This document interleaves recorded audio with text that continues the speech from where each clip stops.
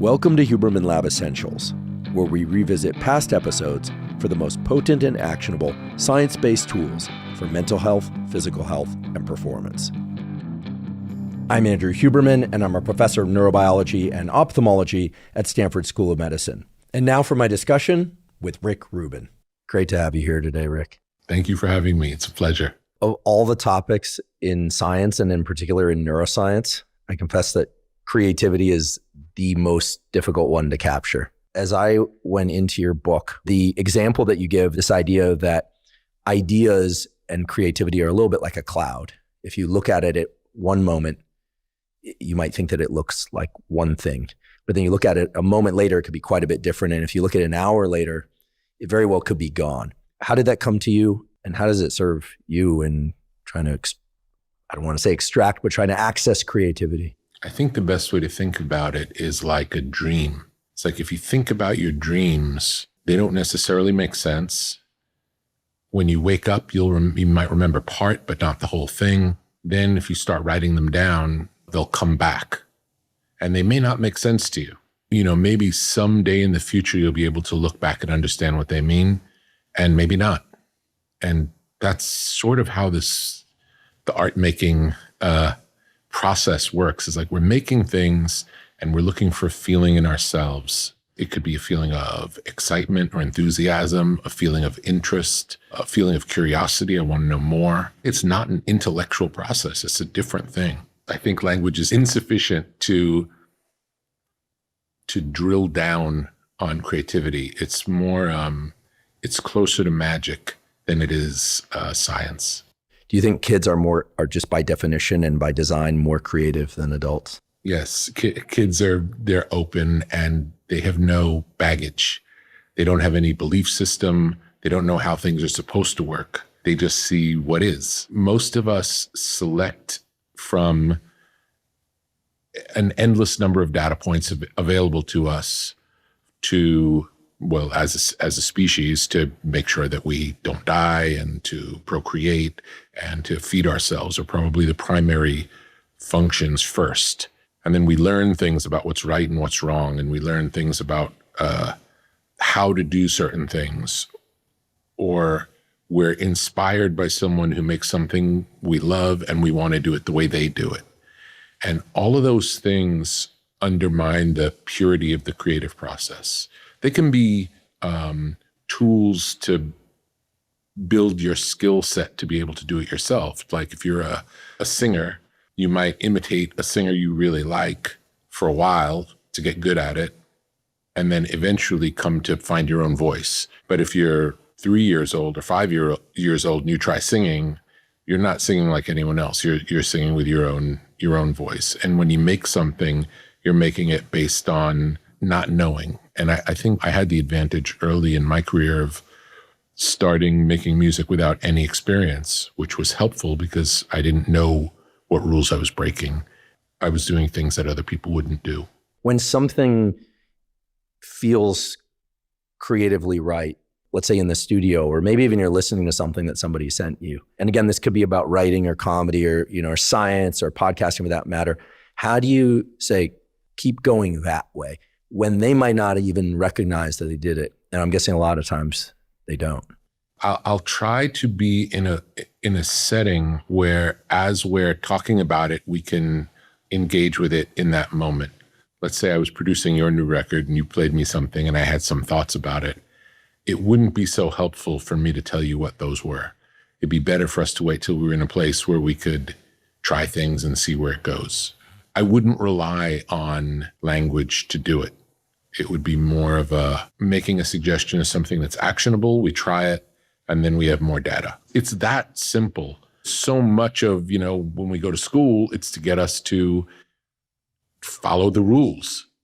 And in art, it's different because the rules are there as a scaffolding to be chipped away as need be. Sometimes they're helpful, sometimes they're not. Understanding how you feel in the face of other voices without second guessing yourself is probably the single most important thing to practice as an artist, or skill set to develop as an artist, is to know how you feel and own your feelings.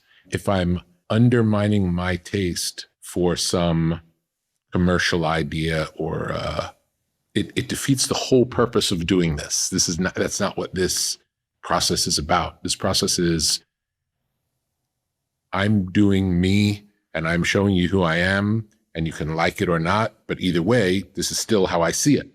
In your book, you describe, again, when you're thinking about the creative process, as the cloud. For me, again, it serves as such a powerful anchor. And then I think about the biology, the neurobiology of like strategy formation or strategy implementation. And then almost by sheer luck or miraculously, I turn a few pages later into the book, and there's a description of how animals that are trying to accomplish something, eat, mate, find water, the requirements of living, it requires a narrow visual focus. This is something my lab is kind of obsessed with, and I've been obsessed with. And in that more narrow visual focus, we know that the playbook becomes more narrow.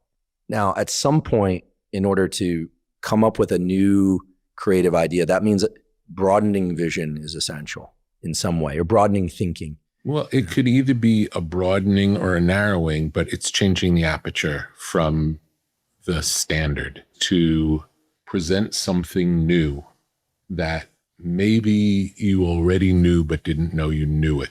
It's not unlike what a comedian does. You know, a comedian makes you laugh. Usually what they're saying, it's outrageous, but you know that it's right. You know, just no one says it that way, or no one has said it that way before. But it's always the truth in it that makes it funny. Recognizing something that seems really obvious once you see it, but seems like nobody else sees it or no one else points it out. So do you think nowadays the fact that one can create something and quote unquote release it quickly, I can put something out onto Twitter or Instagram now, and I will get immediate feedback, which is external feedback, of course, but then I can iterate on the basis of that feedback. Do you think that's problematic for the larger opportunity for creativity? I don't think it's wrong or right. It's more information that you can use or not use, and use it in a useful way. And, you know, you can make something and put it out and people could not like it. And you're like, oh, they still don't get it. Here, I got to go harder. There could be different stories that happen at the same time, where you're making something and you have an idea of what it is, and then other people engage with it and they have a different idea of what it is, and they like it for a different reason than you did, or dislike it for a reason different than the reason you like it. We can't control any of those things. The only part of it that we can control is how we relate to the thing that we make. And any external information that undermines the clarity of that connection is probably bad for the art, is my guess. Mm-hmm. All I've ever tried to make was something I like, or something that I felt like was missing as a fan that I wanted, and nobody was making it, so I'll make it. When I listen to an album or a song, I mean, I have to assume that at some point it becomes not strategy development or creativity, but strategy implementation. Like, songs are going to come in this order. And like, at what point does one decide, okay, like, now's the time to get into that more narrow focus of effort? Like, we've got it.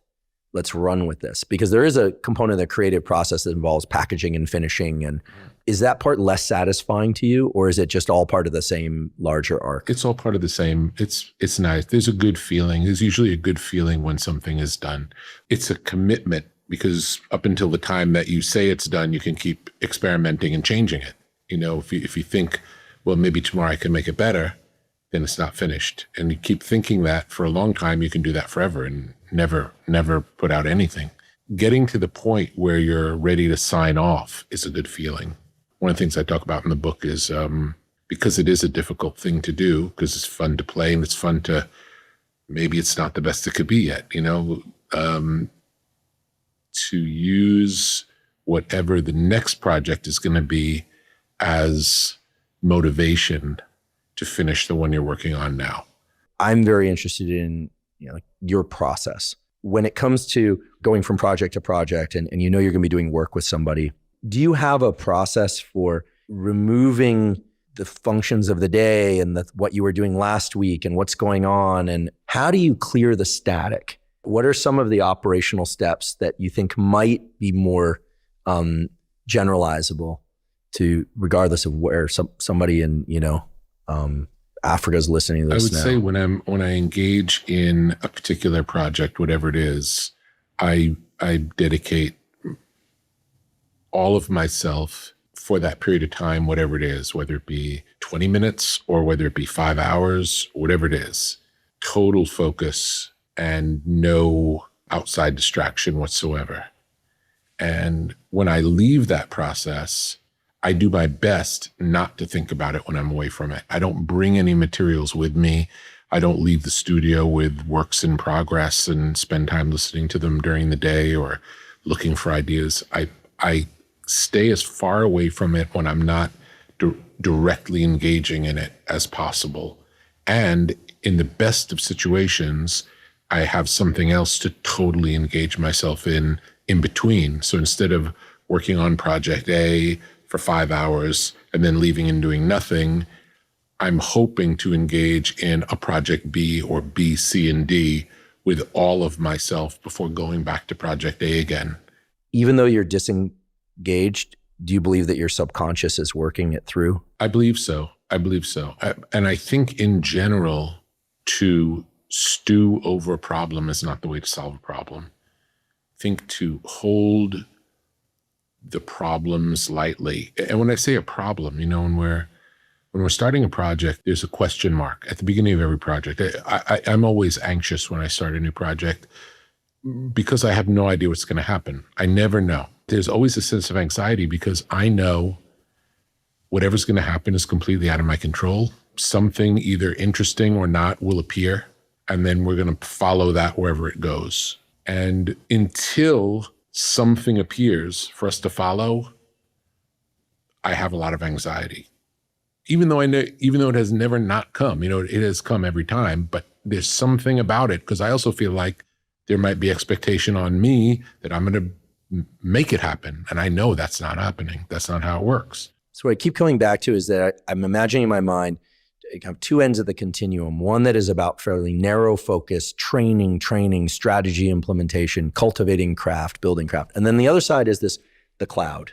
And so we're taking this cloud and we're deciding what things are. Yes. We go through our lives doing this all day with everything we see. If it's something we don't know and something we're not familiar with, first thing is this doesn't make sense. Then what we do is, without thinking, we create a story that explains what just happened, a hypothetical. Oh, maybe he's running because his dog ran away and he's chasing his dog. Maybe that's why he's running. And as soon as we have that thought of what it might be, we relax because now it's not just a guy running and this is weird, but it's a guy running. Oh, he's probably running after his dog. And now we register that story that we just made up without even knowing we were making it up as what happened. And then later in the day, if someone says, yeah, do you see that guy running out of the box? Like, yeah, he was chasing his dog. I saw that. And you won't even realize that it was the maybe hypothetical story that was the first possible explanation that allowed you to continue walking. Our whole lives are reacting to things, making up a story of what we think may have happened without realizing that's what we're doing, and then living the rest of our lives as if that thing that we made up really happened. And we never know. That leads us to, we can't know much. Do you know what I'm saying? Our resolution is so low on everything. We're grasping at straws. We have no idea. We have no idea. And there's great power in knowing that. Because if you think you know what's going on, chances are you're being deceived. Not because somebody's deceiving you, but because they're telling you what they see and they don't know. Mm-hmm. It's all, do you know what I'm saying? It's all made up. Everything we know is made up. Maybe it's true. This brings us to pro wrestling. It's the reason that pro wrestling is closer to reality than anything else we can watch or any other content. We know it's made up. We know that it's a performance. It's storytelling. And that's how everything is, except we think wrestling's fake and the world is real. Wrestling's real and the world's fake. I do want to ask you about wrestling. So I have questions specifically about wrestling, but it's really about process. Yeah.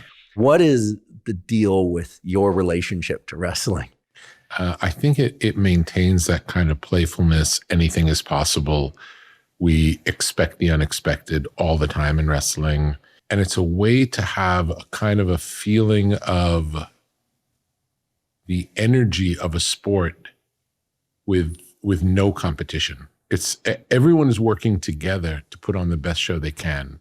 So it's more like a ballet than it is like a sporting event. I actually think the way you describe wrestling as, it's the energy of the sport. It's not whether or not it's this move or that move or who wins or who loses. It's the energy. And I'm guessing it's the energy that it creates in you as an observer. Yes. It's the energy it creates in me and the reality that it's honest in what it is in a world where seemingly nothing is honest at what it is. In some ways, it's comforting. And there's still this mystery of like, well, I wonder if that's true or not, because we never really know. Someone gets hurt. Did they really break their back? Or are they just going on vacation? We don't know. We'll never know. It's fascinating. When you wake up in the morning, are your thoughts immediately structured, or do you enjoy the kind of clearing of the clouds? It's a slow process for me to wake up.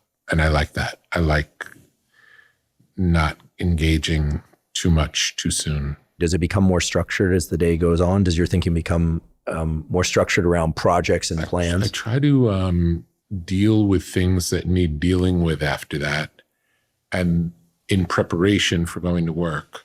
And then when I go to work, it's more like this free thing where I'm, again, hoping something good comes, welcoming something good, paying attention and maybe trying to will it to happen, but knowing I don't have the ability to make it happen. I can just be present for it and be ready if it does arrive.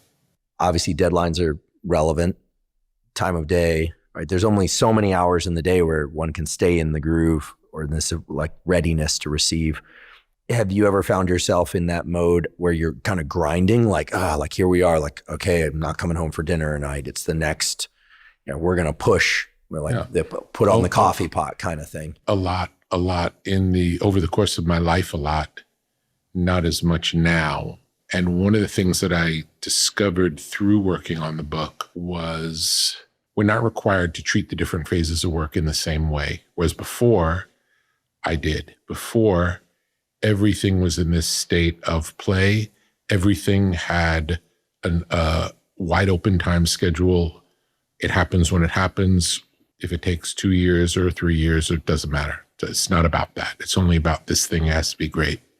And what I came to realize in working on the book is that there are different phases. And the first phase is this seed collecting phase, which is kind of an ongoing part of life in general. I do that always, whether I'm working on something or not. I'm always in the seed collecting phase, and there's no deadline or anything that interests me that I think I want to learn more about or has potential to be something, something. I hear something, think, I'd like to read more about that. Or I wonder if there's a movie about that. Is there a movie about that? If not, maybe there's a movie to be made. This is something I want in my life. Let's see if it exists. If it doesn't exist, then maybe that's something interesting to pursue. But I know that the desire is there because I have it.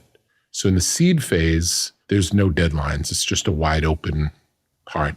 And then the next phase is called the experimentation phase, where we start experimenting to see what the seeds want to do.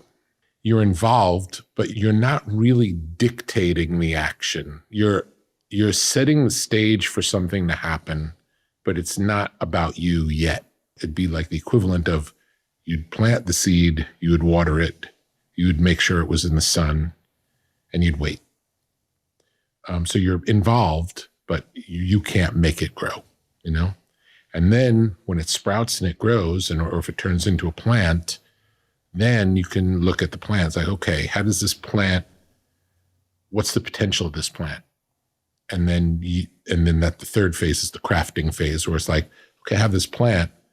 Maybe I'm going to trim it, or maybe I'm going to combine it with these other plants to make something else with it. Now it's like material that you have. And then finally is the completion or finishing phase, which is the final edit, getting to the version of it, the version of it that's the one that you can share with the world if that's something you're going to do. And I've come to realize that by the time you're going into the completion phase, you can have a deadline and it won't hurt the project. In fact, it might help the project. And I didn't know that before. So I've worked on projects that have gone longer than they necessarily needed to, and maybe not in the best interest of the project, because I didn't know that. I didn't understand that the timing of that, because I am so aware of the necessity in the experimental phase to not have a deadline,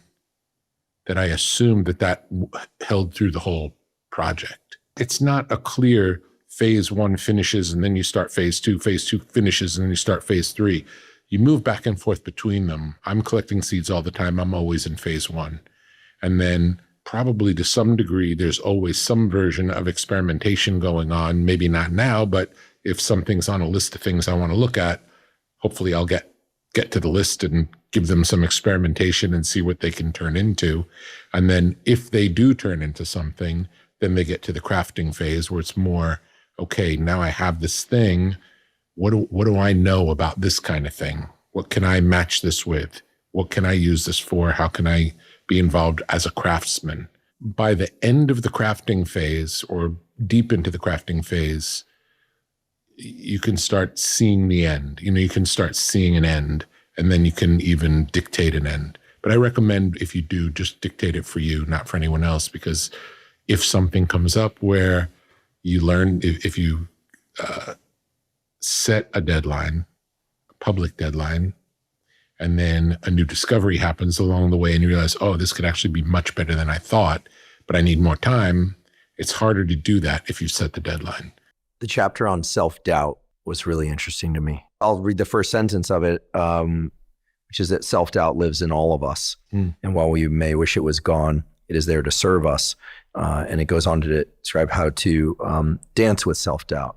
As one gets better at their craft, you can imagine self-doubt goes down. I think that's the perception of a lot of people, right? You get better at what you're doing, self-confidence goes up, self-doubt goes down. But I think you and I both know a number of people who are successful enough to know that oftentimes there's a mirror image to that, where people feel pressure because they did it once, now they got to do it again. Self-doubt it's a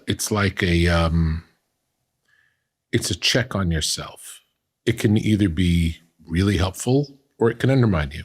So it's something we all have. And if we let it undermine us, then we don't make anything, and that's not good. But when used as a balancing tool in our lives, it serves a great function. I think the phrase is in the book, you can doubt your way to a great work, to a masterpiece. Have you ever encountered music that really works well live, but just does not work in a recording? You don't have to name names. Yeah, I don't think so. I feel like maybe there's some artists who are great live who've never captured it well on record. The Grateful Dead's a good example of a band where I feel like their albums are not their strong point. But if you hear live recordings, they're really interesting and really different from each other. And that's kind of part of what makes the Grateful Dead interesting, is their unpredictability. They're looking for something, and sometimes they find it. And if you're there when they find it, it feels exciting. It's not just following a script. It's like something is really happening. It's a real moment. Something that I aim for in the studio is to create real moments that when you hear them, they don't necessarily sound perfect. They sound like something that really happened. And in that moment, something happened, and it's a special moment. It's really it's how jazz works as well. The way you describe experiences going by in time, or things emerging in time, and the creative process being a way of capturing those moments was beautifully captured in the analogy you gave about a kind of a conveyor belt going by. I'll just read it. To be beware of the assumption that the way you work is the best way simply because it's the way you've done it before. Maybe you could elaborate on this a little bit. I mean, we want to have, mechanisms and routines we can trust. Yeah. But this is I think an important warning. Yeah. When something works, it's easy to be fooled into believing that's the way to do it or that's the right way. It's just a way, and it's just a way that happened to work that time. This plays into when you get advice from people who have more experience than you. The advice that they're giving you is not based on your life or your experience. It's based on their life and their experience that have very different data points than yours. So maybe they're giving you good advice, but maybe they're giving you good advice for them and not giving you good advice for you. I think it's hard enough to even figure out what's right for ourselves. And if we do somehow crack the code of what's right for us, be happy we have it, and then still know, I wonder if that's the only way. Maybe there's an even better way that we're not considering. I forget the exact title of the chapter, but there's a chapter about being on the lookout for clues. Yeah. Do you think there are clues in everywhere? Yes, I think there are clues everywhere. If we pay attention, we'll hear a phrase, it'll trigger a thought, we'll see something unexpected.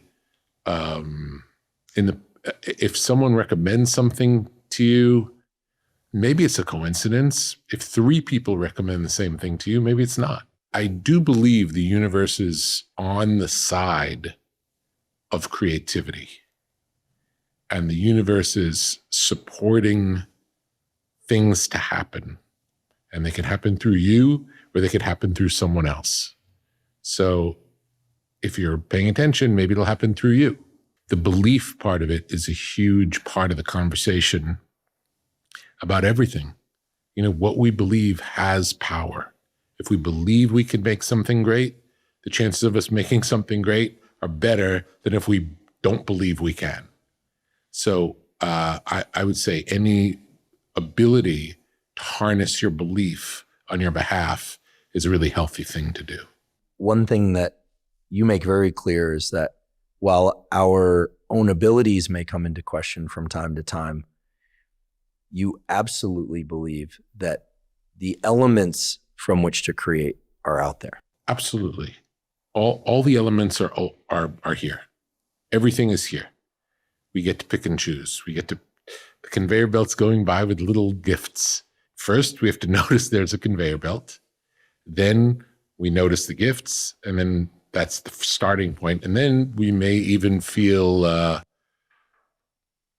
empowered enough to grab one of the gifts and open it up and see what's inside. And then maybe that's the start of something really beautiful. Everything that I make or have made has always been based on something that I see or hear that allows me to see something that I didn't see before. So I was going to ask you whether or not it's important to be happy in order to create, but certainly a lot of people that were unhappy were still able to create. But the more I listen to you, it seems that it's really about an ability to pay attention. Yes. So if I'm unhappy or if I'm happy may not be as relevant as whether or not I'm able to stay undistracted. Yes. I would say being able to stay present in the work is probably the most important part of it. And how you feel is less of an issue unless how you feel gets in the way of you feeling how the work makes you feel. I do want to ask you about one other aspect of process, which is meditation. How would you define meditation? Well, there are different types of meditation. Usually we either are engaging in a mantra, which would be a version of almost like creating a trance for ourselves, not unlike listening to something when we go to sleep that would distract our conscious mind from participating we would be overriding our the talking mind with just a sound that we're generating, or a word, or a phrase, series of phrases, or it could be focused on the breath.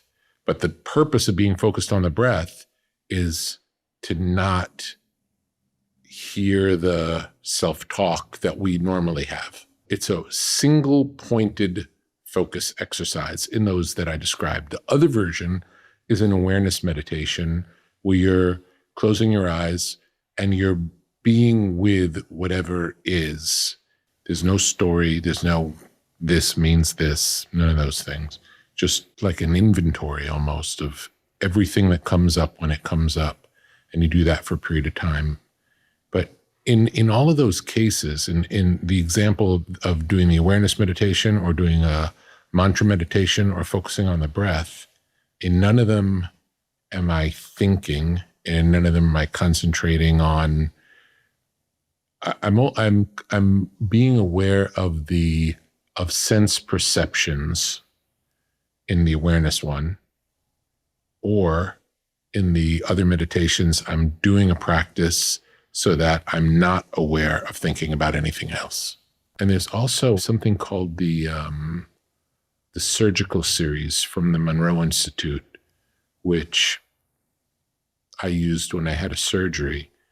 You listen to this recording and it both allows your body to heal much faster and remove some of the trauma that goes on when, getting cut open. It's traumatic. But just through listening to certain things, you can have a really powerful effect, heal much faster. I remember I was about to be put under for a surgery and my eyes were closed and I wasn't communicating with anyone there because I was going inside.